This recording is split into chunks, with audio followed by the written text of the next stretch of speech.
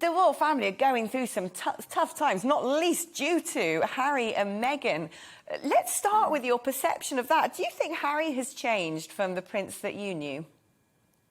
Hello, Alex, and thank you for having me on your show.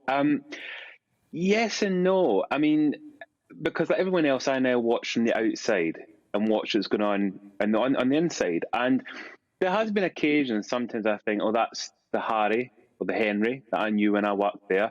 But then there's other occasions I think it's almost like a complete transformation. And I have sometimes wondered, is it obviously married life that's changed him? Is it the fact that he's become a young man now, or I say, and obviously a grown up man, kind of lost those kind of boyish ways that he used to have? Or, is it just he's decided a point's come in his life where he wants to kind of stand up for himself and his family? So, I mean, but yes, I mean, I do sometimes wonder what has gone wrong, because as you've quite rightly said, it just seems to be there's so many things at this moment in time that are just going so badly wrong for the royal family. What was the relationship like between Harry and William when you were working with them? Was it really, really close? Or were there always stresses and strains between the two brothers? No, not at all. I mean, this is what's really interesting, Alex. When all the reports came out, wow, it's a couple of years now, but when these reports began about the breakdown between the two brothers, I denied it. I mean, I went on quite a few shows and I said it's complete nonsense. The brothers are close. There's no truth in it. And of course, when the boys started speaking, or when Harry actually gave that interview and it was very clear there was a problem, I was totally shocked, because I couldn't quite believe what I was listening to and what I was watching. And I remember kind of thinking, wow, obviously this is how bad things have become. That these two brothers who were so close, I can't tell you. I mean, two of the closest people that his father's brothers got. I mean, I've got a brother and I'm close to my brother, but I mean, these two were best friends. They were best friends, and because they've been through so much together, they've supported each other through their parents' divorce, their mother's death, and obviously even in recent years through the marriages. Obviously Harry was by his brother's side, and then once again William was by his brother's side. So it's just really sad to see how the relationship has just deteriorated so quickly. And how do you think this has impacted the family themselves? Because it must be so hurtful for the Queen to have not met one of her great-grandchildren, to hear comments about other members of the family. I mean, it was almost quite astonishing when she came out with the phrase that recollections may vary, because it was the closest thing we've ever heard the Queen give that sounds a bit like an opinion or condemnation.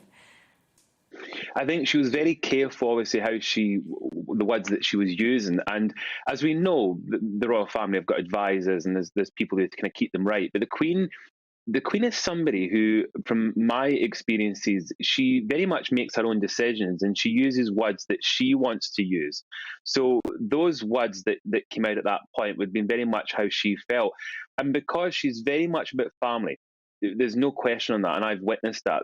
She's very much about unity, the royal family, all one family.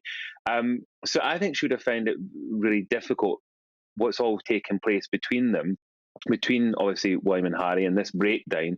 And I can believe that she wanted it to be fixed. And I'm sure it was really difficult when, going by obviously what we all know, when Harry obviously went asking if they could carry on the duties, but obviously not within this country or in other countries. And the Queen said, you either, or I believe it was obviously said, you're either all in or all out kind of thing.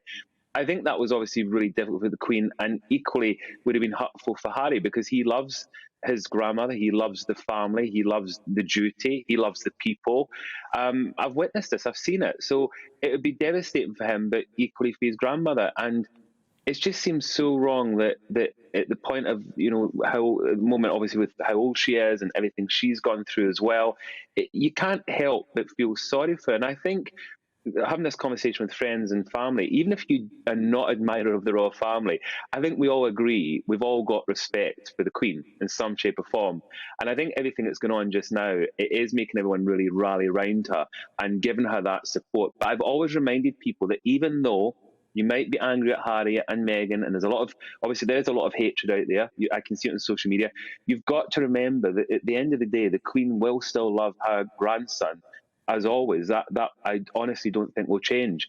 And I say to people, just bear that in mind when you're having a go at him. You are still in a weird way kind of having a go at the Queen because it is her grandson. And just briefly, what are the differences in the I was going to say boys then, they're certainly not boys anymore, but the two princes' personalities? I mean, they seem very different from the outside. William looks very reserved and calm and quite stoical, whereas Harry's just looks naughty and mischievous and fun. Is that right? Is that sort of how you would define them? It's quite spot on, but what was interesting, mine was always, the kind of quieter, I suppose the elder brother, a little bit more grown up. Harry could get away, the glint in the eye. We've seen him with his grandmother, he can get away with certain things, like when he did that wonderful, famous mic drop with the Queen. You'd never get William doing something like that. So you've got those two very different personalities, but I have witnessed, over the years, Prince William had a kind of glint in his eye and used to kind of have that kind of same humour. And sometimes I saw Harry being the kind of more serious one. So they both very much kind of mirror each other. And also, I think, a credit to their parents. And also, I think they take on different, as any child does, you take on different parts of your parent, don't you? Your different parts of the personality. And both of them really have. And which is fantastic. I just hope and pray that a lot of people that this somehow is resolved. And in the Queen's lifetime, that would mean so much, I think, to the Queen if this could somehow be resolved, and that a door can be closed on this really difficult period for them. Welcome to the GB News YouTube channel. You can watch us live 24 hours a day, catch up on your favourite shows, and join in the conversation in the comments below. Don't forget to subscribe and you'll never miss any of our exclusive content.